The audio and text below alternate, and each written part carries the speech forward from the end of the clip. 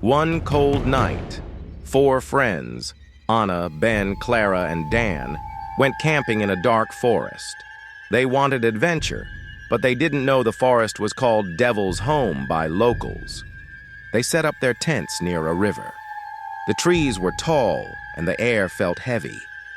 Ben laughed. "Ghost stories later?" Anna nodded, but Clara shivered.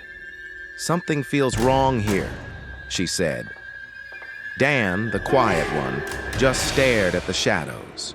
As they sat by the fire, they heard a stick snap. "Just an animal," Ben said. But then, whispers. Soft, angry whispers from the trees. Clara stood up. "Who's there?" No answer. The fire suddenly turned blue. Anna screamed. A cold wind blew, and the tents ripped apart. "Run!" Dan shouted. But the forest paths twisted into circles. They were lost. A deep laugh echoed. From the darkness, a tall figure appeared. His eyes glowed red and his skin looked burnt. "You shouldn't have come here," he growled.